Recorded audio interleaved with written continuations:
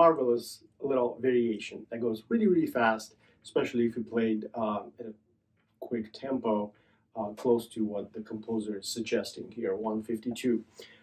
I'm not sure if I came close, maybe, maybe not. Forgive me if it was a little bit below that.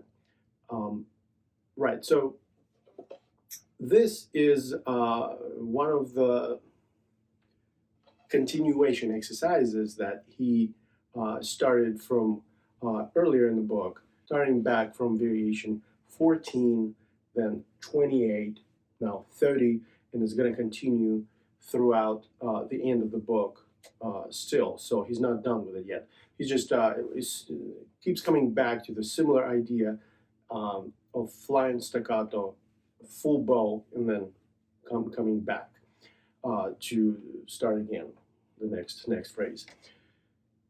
This is very typical of the exercise, except now he is playing around with the triplets, and it's important to understand the way he's building the architecture of the phrase here. You know, the first three notes are legato, and then the fourth one, starting with the fourth one, we're getting airborne. Right? So, but the first three notes play a really important role. This is also sort of a measurement tool to help player get into the right part of the bow before the airborne business begins.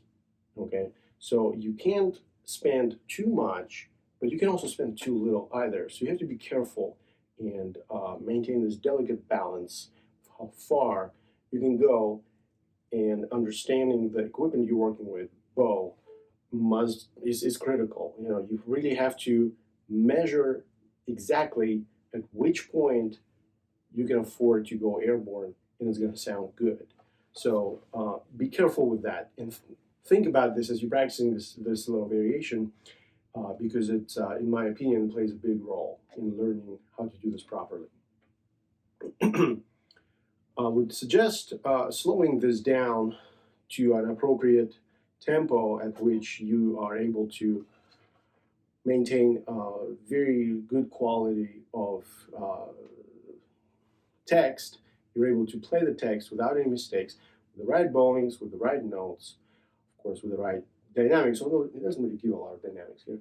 No dynamics. So forget dynamics. Just right notes, right bowings, right rhythm.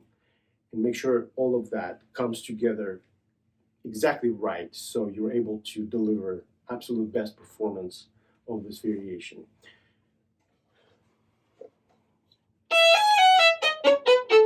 You need to get all the way back to the very, very bottom, right? And then all the way back to the tip. So you're starting from the tip, all the way to the frog, and back to the tip. So this is going to be a kind of really just a workout. You're using most of your bow throughout each of these phrases. There's just no good way to do this if you shrink the size of the bow you're using. So it's best to just, you know, be generous with the amount of bow you're using to make sure you get the desired effect.